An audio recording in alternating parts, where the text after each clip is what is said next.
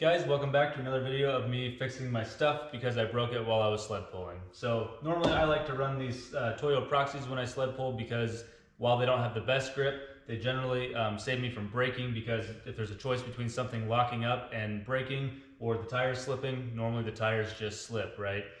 Well, we finally found a track that was sticky enough that these actually got really good traction and we were able to break something finally. So history made on that one. Check it on Instagram, do it for the gram. What a beautiful night we have in Northern Illinois. All right, here comes gentleman Reed.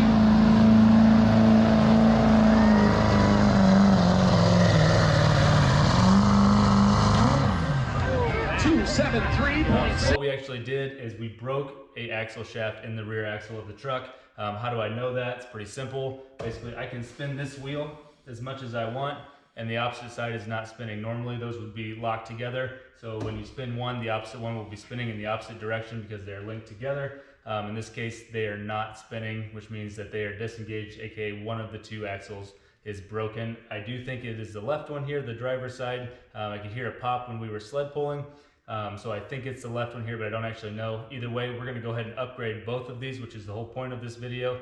So we're gonna go ahead and get this taken apart, show you how to take one out.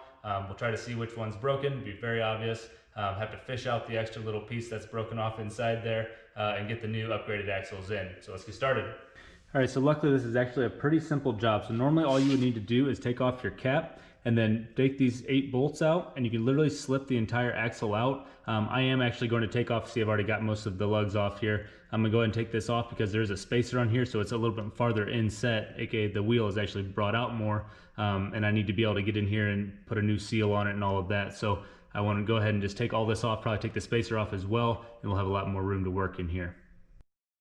So I'm actually going to leave the spacer on. I think there's enough room to work in here. So these 8 bolts, these are all 19 millimeter. 3/4 works just fine there as well. So go ahead and bust all these out.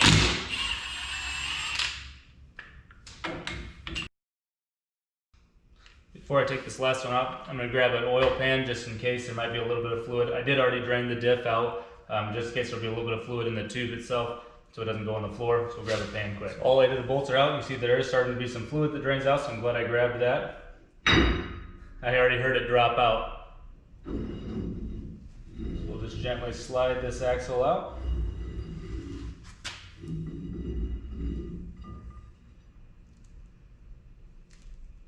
And look at that.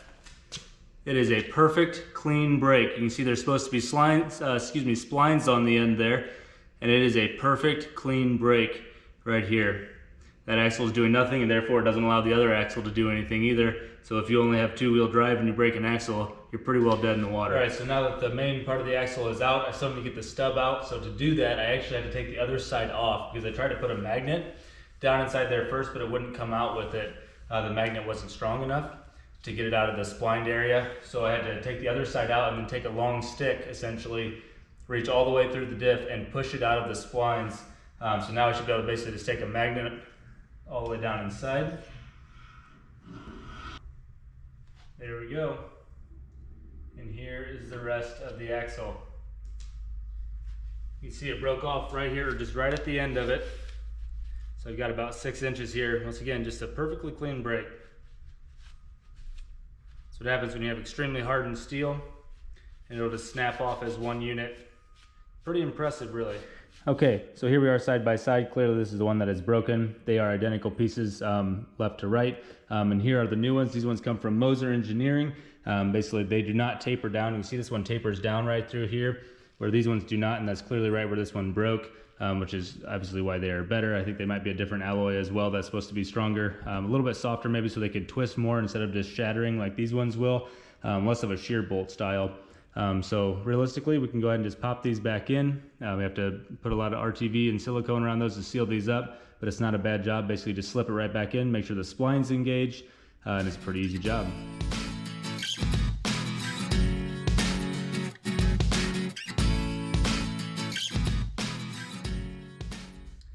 Okay, so I RTV'd that entire face and went ahead and seated the axle into the tube here. So now the last thing to do is put in the bolts, and as I do that, I'm actually going to coat the bolts in RTV as well, just to make sure that nothing can leak out of those bolt holes, as it probably can. So I'm gonna go ahead and coat each one of those bolts as I thread them in. and then go ahead and seat everything. And I'm probably not going to fill this tonight. I'm going to wait till tomorrow to let this stuff have 24 hours to cure before I put any fluid into it. There we have it, guys. That's the job. Basically, we are 100% back together here. I still have to do the other side, of course, still. There's the axle sitting right there. But this is all it takes. Basically, just make sure you put plenty of silicone around those so this does not leak out at all. Once again, it's supposed to have a 24-hour cure time, so I'm going to wait until I actually refill the diff and spin this thing up and make sure that it works. I will, once I get this other axle in, make sure that they do spin correctly, side to side and linked together as they should. I'm not really worried about that, but even so, so basically we just got the open diff sitting in there. Other than that, we are in pretty good shape. All right, so the wheels are back on, so we got one final test here. I'm gonna spin this wheel. The opposite side is spinning backwards, showing that they're both linked together in the diff, so we should be in good shape. So we'll wait till tomorrow, let the silicone cure, and then we'll go ahead and fill this diff back up, put the cover back on, obviously. We should be good to go back out on the road. That wraps up the install, guys. It's really not that bad of a job. If this were to happen to you, do not freak out. It's really not that hard of a job to fix. Basically, these might have been $100 a piece if you bought stock ones, maybe a little more. I'm not actually even sure. Huge shout out to Illini Outlaw Diesel. I called up Andrew on Monday, said, hey, do you have a set of axles for this truck, Moser axles? He said, yeah, I do. I've got them on the shelf. Just come down and get them. So I went out and grabbed them today. It's Tuesday when I'm doing this. We sled pulled on Saturday, so 3 days later, the truck is almost back to being on the road. So I'm obviously super pumped about that. Now the sled pulling season is over, at least for this year, you know, so we are starting harvest this week, so things are gonna get really busy. Ashley and I are also expecting our first daughter. We're obviously super excited about that.